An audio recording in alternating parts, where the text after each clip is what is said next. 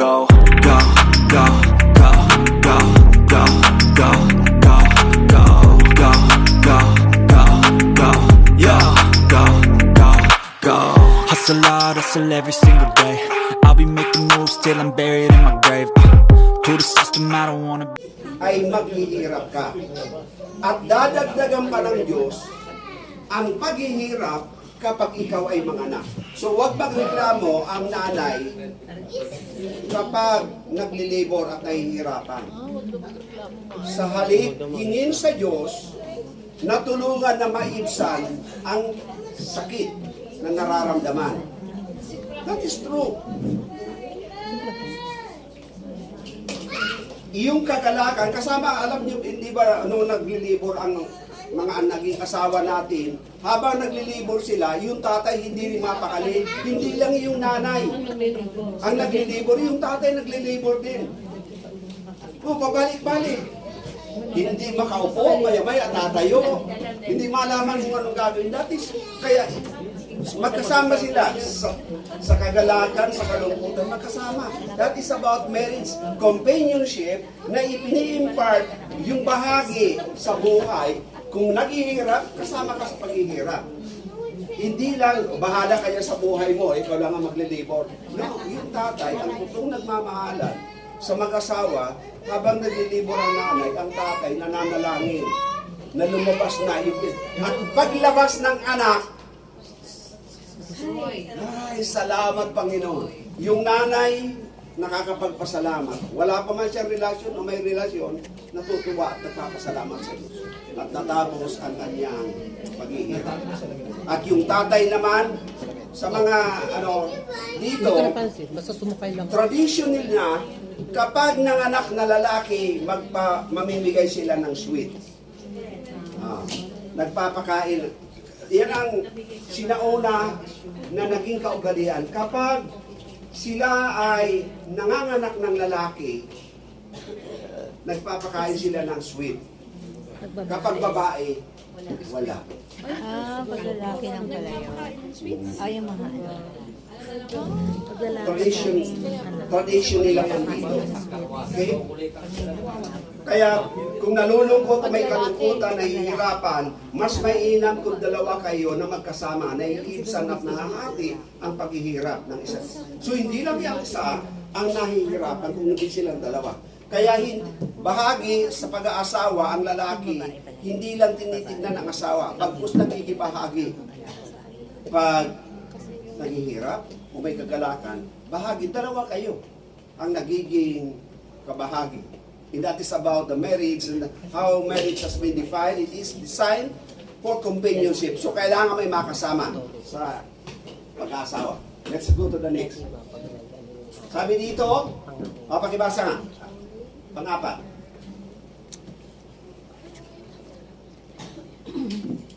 Our joy and laughter are multiplied when we have there is companion who join in godly love. Who join in godly love that draws a man and a woman together, creates in them in a desire to share all things with each other, especially the ongoing daily adventure of life itself. Okay, ang tanong. Did you share to your partner or your companion yung sinasabi dito? Kasi sharing. Share all things. Sinishare ba natin?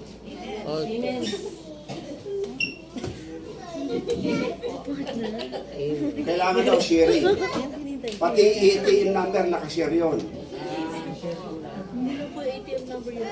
Ay, iniiwan sa babae pala. Yung mismong ATM machine daw po na. Yung machine. Baro. Ay, Chang, may sinasabi. Ay, ito, another. May sinasabi ko. Tingnan yung number 5. Pakibasa yung number 5. Mayroon akong tatanong sa inyo. Marriage is designed for the man and the woman who have decided that they wish to spend the rest of their lives together in a relationship of mutual love, respect, and sharing. Mutual love, respect, and sharing. tingnan nyo mabuti ang sinasabi diyan. Design for man and woman. Ang pagkakasal o kaya ang pag-aasawa nakadesinyo sa lalaki at saka sa babae. Hindi sinasabi at kahit kailan maging sa Biblia, hindi sinasabi na ang lalaki ay pwede mag-asawa sa lalaki, ang babae sa babae. In fact, kung tutunghayan natin dito, galit na galit ang Diyos at nagalit ang Diyos. Punta natin sa sulat ni Pablo sa mga taga-Roma para makita natin ang katotohanan. Kung bakit napuot ang Diyos sa tao. Romans chapter 6 at chapter 1. Hindi ko pala naisulat. Romans chapter 1, simulan natin basahin. Wait lang. May lalagay ko yata. Para isahan na lang. Very good. Sino yan? About purity yata. Romans 1:1. Hindi. Romans 1, chapter 1. Akala ko 12:1. Wait lang. May lalagay. Sister naman. Romans chapter 1, kung bakit napuot ang Diyos.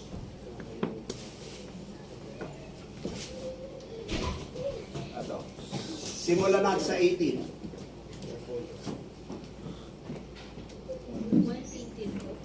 For the Ayan, wrath verse 18. of God is revealed. Ay, natakpan. Sir, laki lang nito. Baka, hindi mo pwedeng alisin yan, Father Robert. Malikot na kulit yan. Malikot yung speaker niya.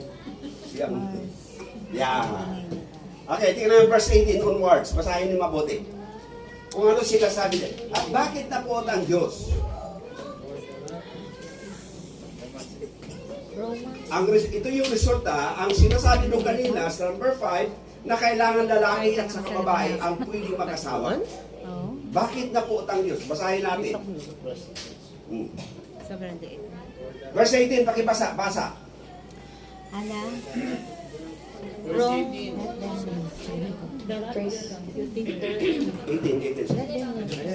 Start. Ayan po, may nagbabasa sa Sign naman sa Okay, go. Romans 1:18.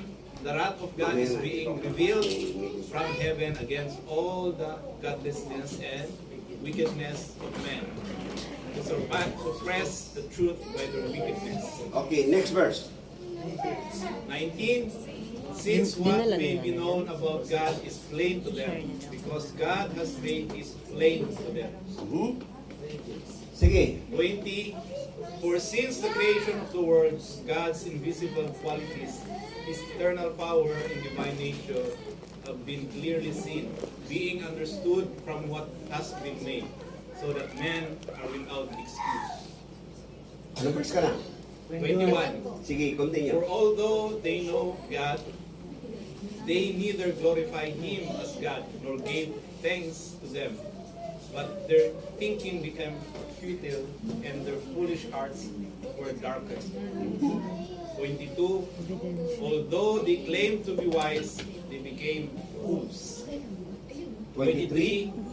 In exchange, the glory of the immortal God, who images made to look like mortal men, in birds, in animals, and reptiles. Okay. Verse 24.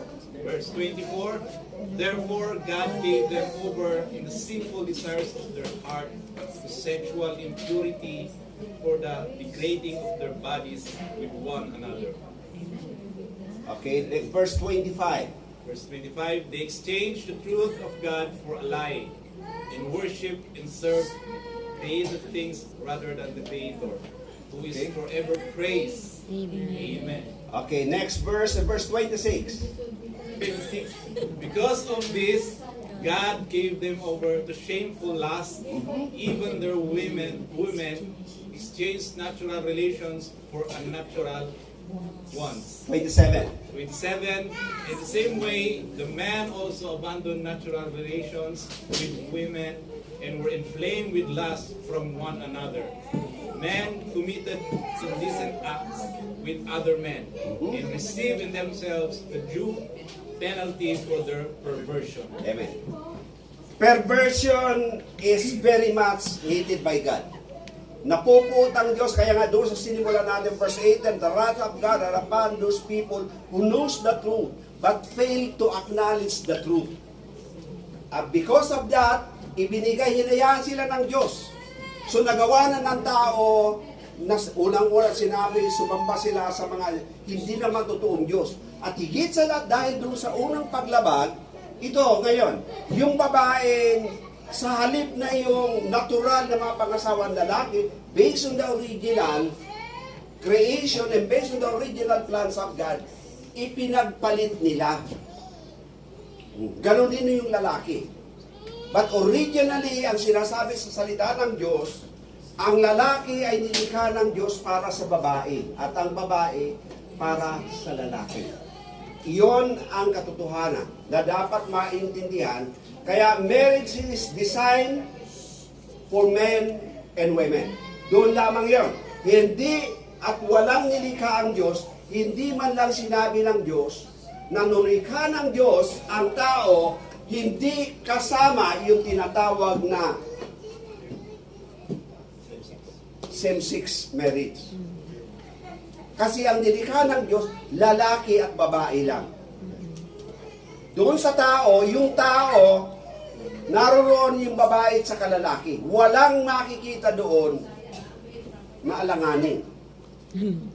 Alanganin, hindi ko sinabi kung ano kasi yung alanganin, walang sinasabi at walang binabanggit doon. Dalawa lang, lalaki at babae. Kaya ang pag-aasawa nakadesinyo lamang sa lalaki at sa babae. Silang dalawa lang ang magsasama. At once and for all, habang buhay ang isa't isa, mananatili sila mag-asawa. Hindi sila pwedeng maghiwalay. Okay? Ulitin ko po. Habang buhay ang dalawa, hindi pwedeng mag-asawa ng extra. Hindi pwedeng kumuha ng extra. Okay, let's go back sa susunod na ating tatalakay.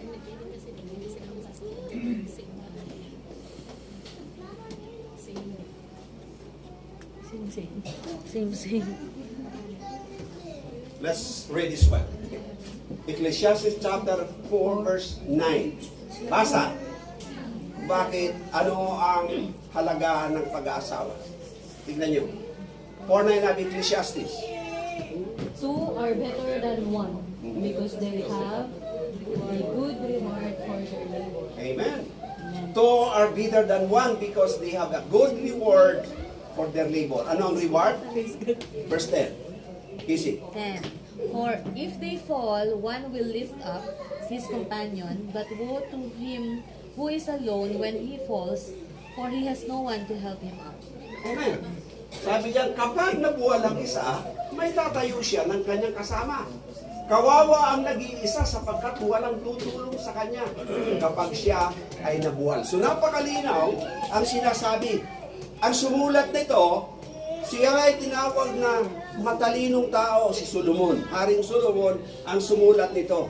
Siya ang sumulat nito na mas mainam na merong asawa o kaya kasama.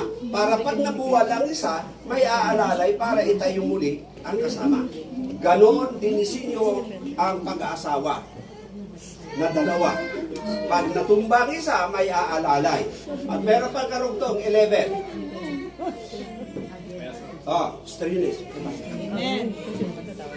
Ano daw?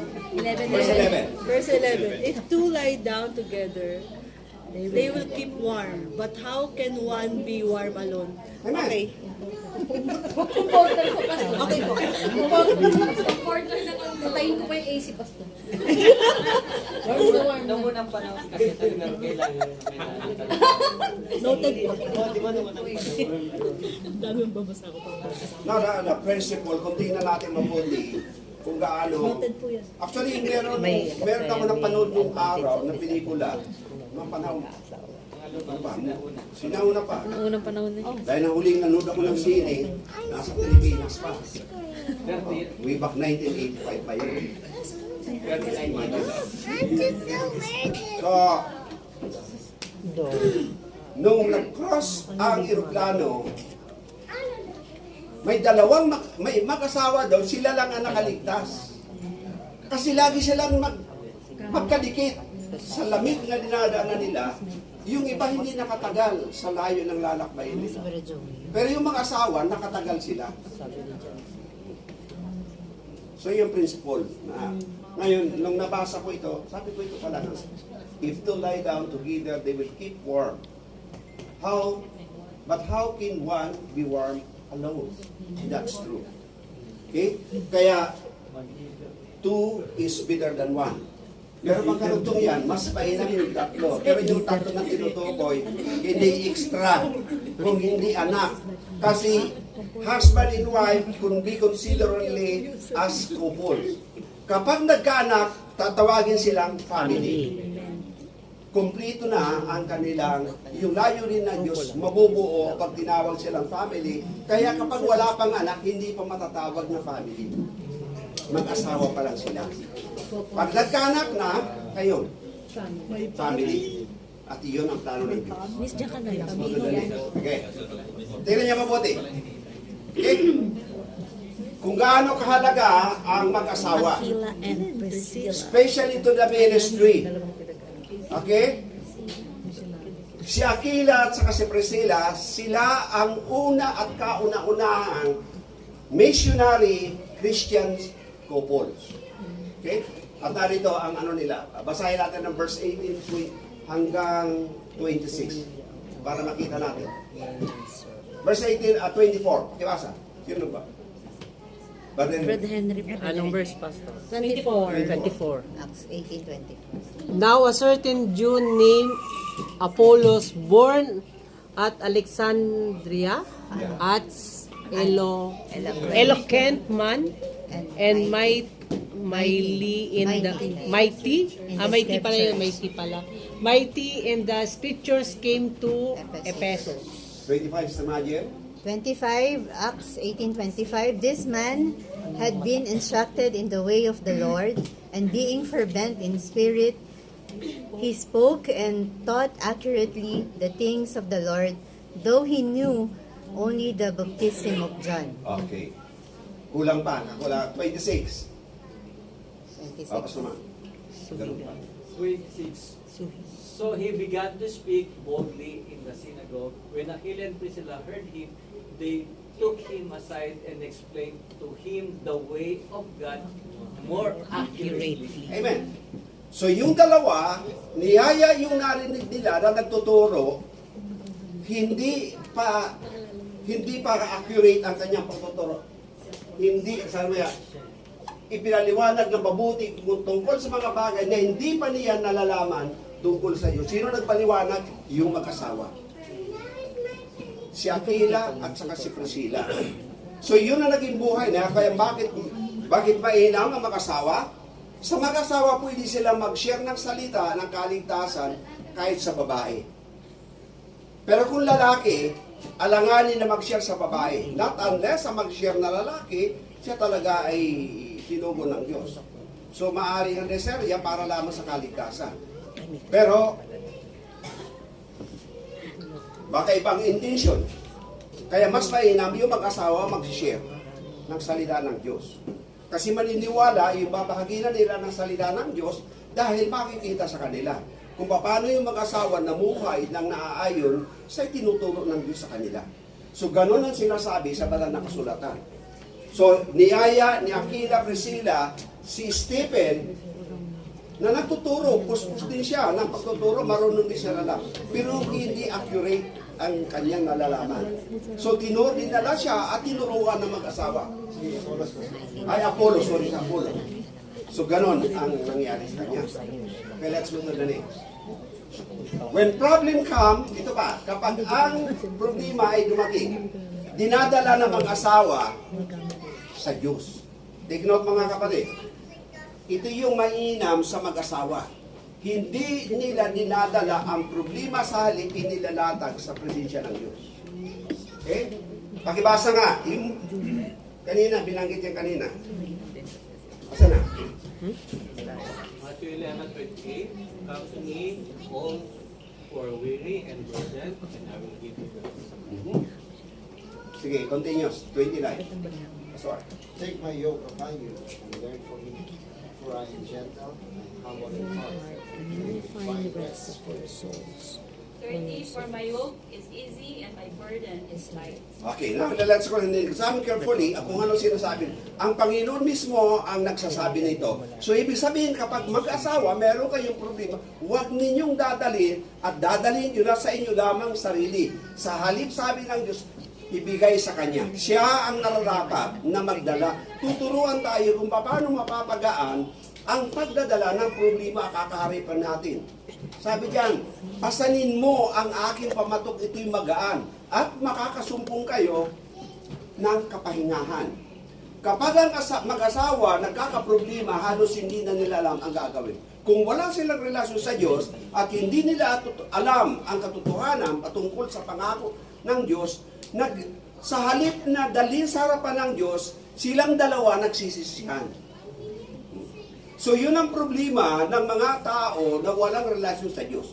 Sa mag-asawa, hindi dapat ganun ang maging pananaw sa buhay. Kapag may problema, balik sa salita ng Diyos, yan ang sabihin ng Panginoon. Halik kayo. An invitation has been laid down. Halik kayo. Kayo na napapagal. Hindi ba mahirap? Hindi ba nahihirapan? Halimbawa, may problema ka, dadalhin mo mag-isa. Dalawa kayo magpapagal. Kanina, 2 is better than 1. Naiibsan ang kabigatan. At ang Diyos ang magdadala, kung may problema, huwag natin sasarilin. Dahil yun ang sinasabi ng Panginoon. And another invitation for that, para mapatunayan, when two scriptures define both the same, nagpapahiwatig na ito'y totoo at mapanghahawakan. 1 Peter chapter 5 verse 7, sige mo, basa.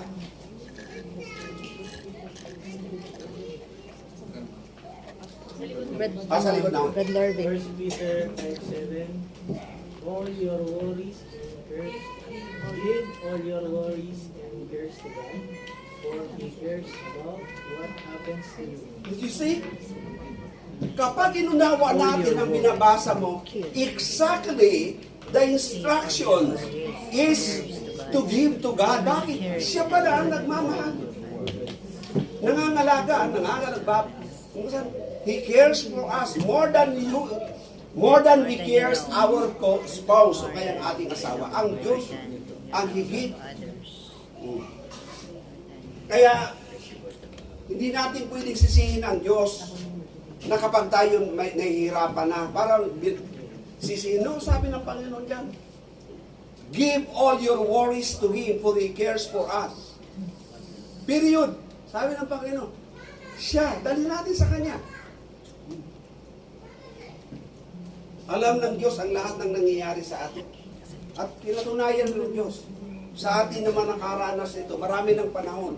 Marami lang nangyayari sa buhay natin, pinatunayan ito. It has proven na totoo ang salita ng Diyos.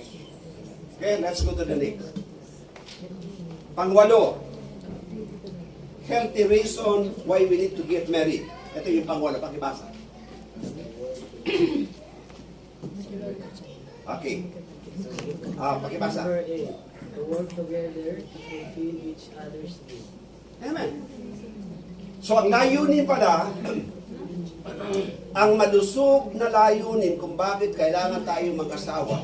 Dahil sinasabi nyo, para may makakatuwang na kayong dalawa, para maisakatuparan na ang pangailangan ng isa't isa.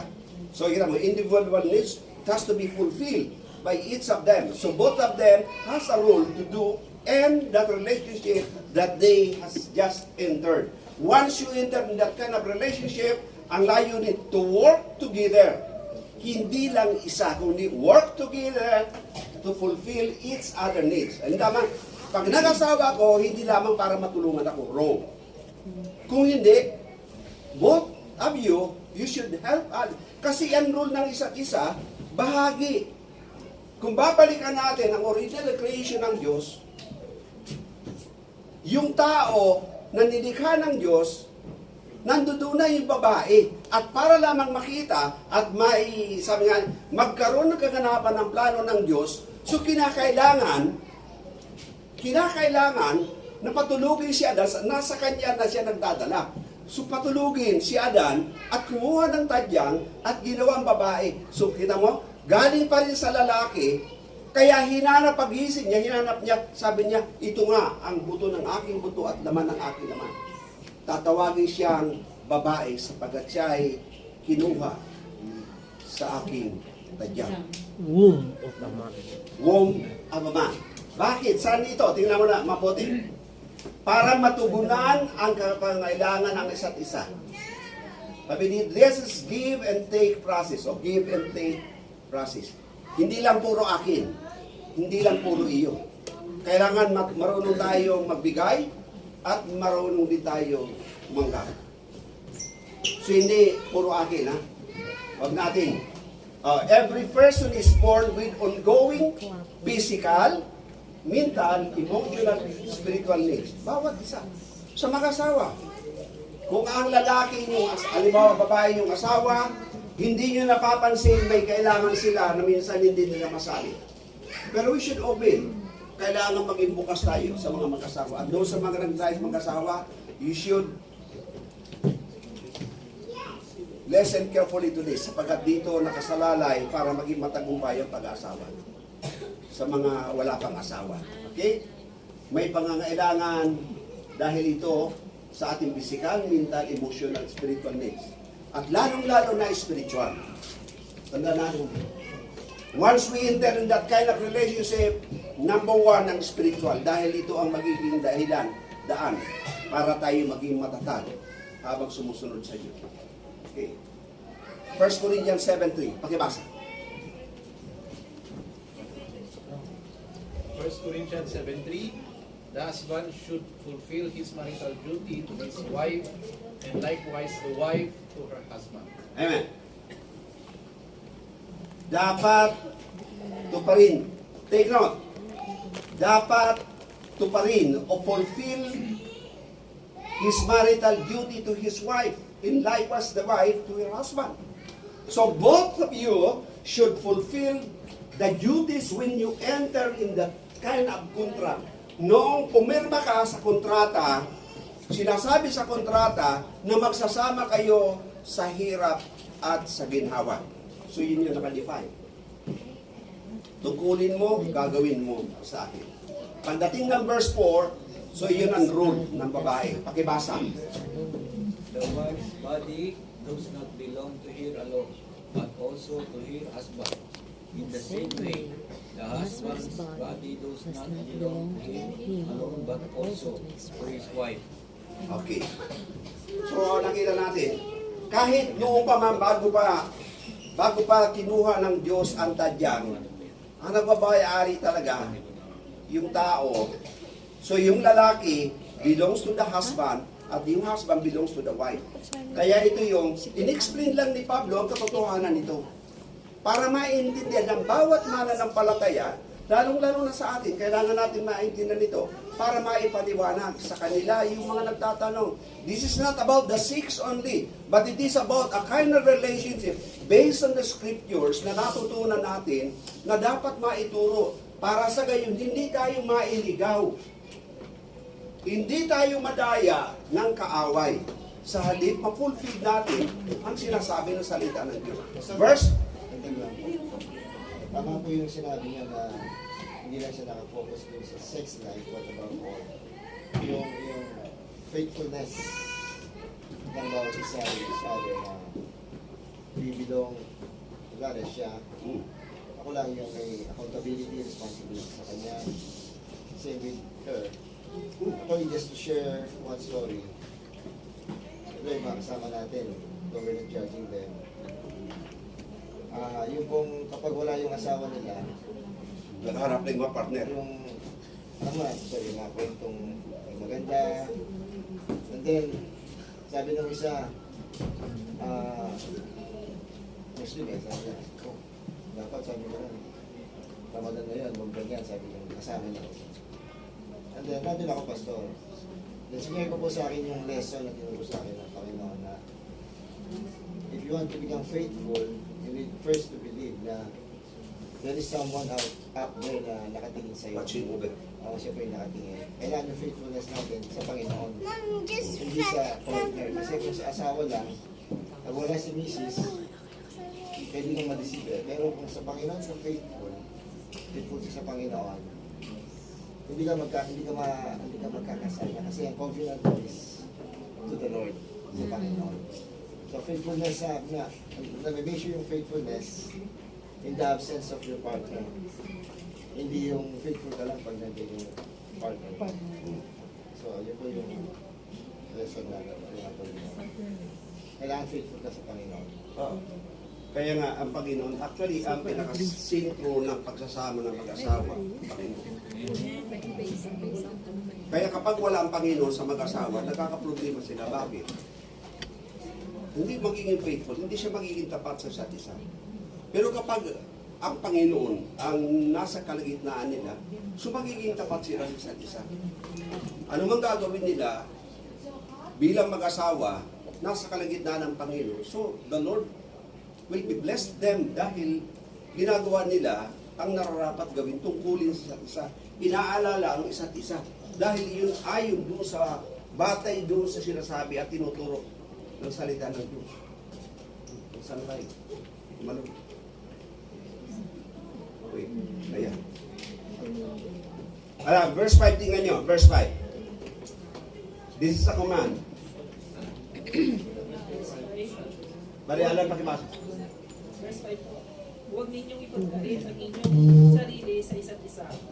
Ang ibang pagkasunduan ninyong huwag muna magsiping upang may ukol ang panahon sa pananalalang. Ngunit pagkatapos magsiping, namun kayo upang hindi kayo matukso ni Satanas dahil sa hindi na kayo makapagpipig. Amen. Examine carefully this one because this is an instruction for us not to commit any sin or wrongdoing. Pakita na natin mabuti sa inyong mag-asawa. So, ang nagmamayari ng babae, ang lalaki, ang babae. So, both of them has a part to do. At pagkatapos nito, mag-uusap kayo, especially kung you have a commitment with the Lord, so una mo na ang Diyos. Pag masdan nyo mabuti, ipinakita mo rin na ang Diyos lagi ang una. Kapag nag-uusap kayo, we have to spend today in the presence of God. So, nakapuso mo na, cancel mo na anong mga activities, yung relationship. Sa halip, libot nyo sa Panginoon. Malinaw ito na dapat naiintindihan. If you have any commitment, alibawa, on Friday, you have a commitment with the Lord. So you have to do it first for the Lord. Ang layunin dito, para maintindihan na ang Diyos ang siyang nangangalaga ng inyong relasyon. Relasyon ng mag-asawa, ang Diyos ang nangangalaga para hindi mapakialaman ng kaaway. Okay? Kapag ganito ang magiging pananaw ng mag-asawa, of course God will protect the relationship sapagkat ito ang nais ng Diyos. To preserve the relationship between the husband and the wife.